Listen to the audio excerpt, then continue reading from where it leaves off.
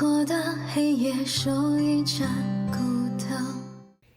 netizen shared this video clip. This Chinese restaurant in Wuxi is offering free meals to people who are met with financial challenges.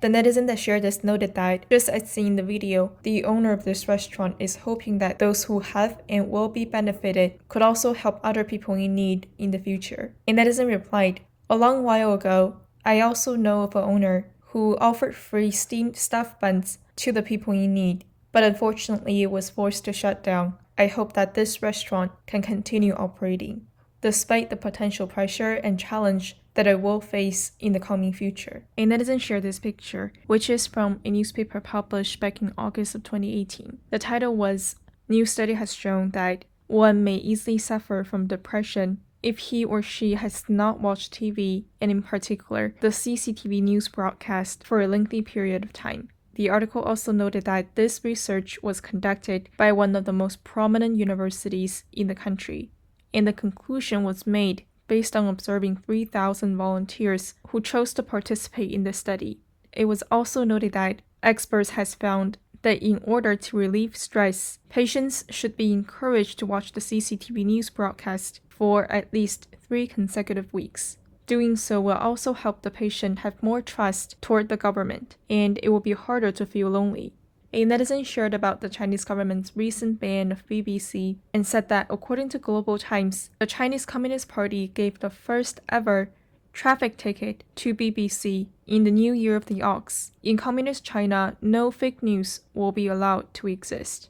A netizen replied, "I'd like to tell a joke. In reality, the Chinese Communist Party itself is the master producer of fake news." A netizen shared a Weibo post from People's Daily, which noted that according to an announcement from China's National Radio and Television Administration, BBC World News reports about China were found to seriously violate broadcast guidelines, including the requirement that news should be truthful and fair and not harm China's national interests. The BBC's application to air for another year would not be accepted. A netizen replied, "It's a great shame that the Chinese Communist Party's National Radio and Television Administration dared to mention the journalistic principles of fair and truthful reporting. As they've done the exact opposite to discredit these basic journalistic principles." A netizen shared this video clip.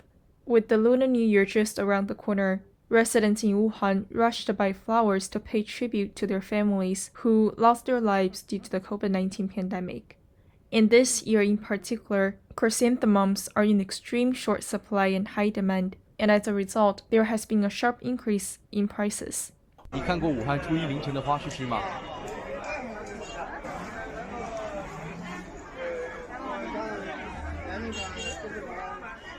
？150块一个，插花的师傅已经忙不过来了。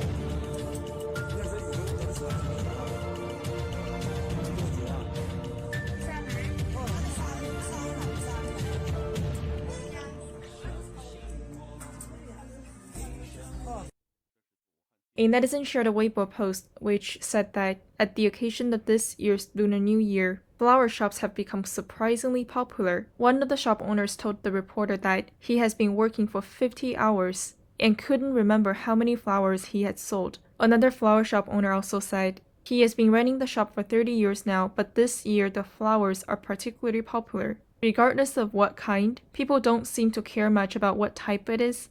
As long as the flowers are available, they will purchase them. A netizen shared the screenshot of these two Weibo posts, which also both mentioned that this phenomenon actually does reflect the harrowing experiences of many families in Wuhan over the past year amid the pandemic. And even right now, we still don't know how many people have really died in Wuhan. A netizen replied, As a TV station in Wuhan, the employees there should be well aware of the reasons behind the surging popularity of flowers. In particular, given the tradition of paying tribute to families and friends who have passed away using these flowers, it should be quite clear that an incredibly large number of people have lost their lives because of the pandemic situation in Wuhan, a number that is far greater than the official one. But in the meantime, it is a great shame that the news reports didn't mention the reason as this, but instead saying that it was due to revenge spending which came as a result of the pandemic caused the flowers to run out of stock. A netizen replied, "Living in a society where telling the truth means risking one's life, those that still dare to should indeed be considered heroes." A netizen shared this Weibo post. The original official post mentioned that people are buying flowers for purposes of decoration, but the netizen replied, the news report didn't at all mention what types of flowers were bought, and if people were really buying them just for decoration, why would they do so at night and buy them along with the incense? A netizen shared that, "I just heard from my friends living in Wuhan who said that the cemetery is overcrowded."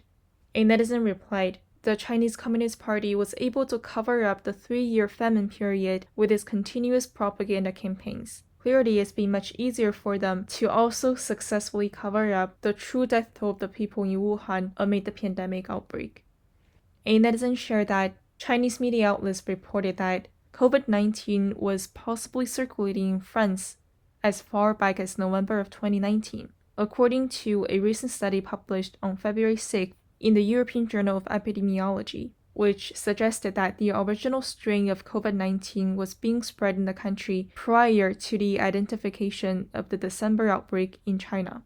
A netizen was confused and wondered, is the Chinese government trying to deflect the blame to Italy or France? A netizen replied, in its months of propaganda, the Chinese government has also claimed that the COVID-19 pandemic originated in Italy, France, Brazil, the US. Maybe there's also a few additional countries that I forgot. A netizen shared that the World Health Organization team found no credible link between the Wuhan lab and the COVID-19 pandemic, and no evidence has suggested that the outbreak started in Wuhan before December of 2019. And the WHO expert also said that it is very unlikely that the origin of the virus is the lab in Wuhan. Child, we will take you in. Child, we will bring you home. You'll be a flower that sees the spring. Soon a dove flying high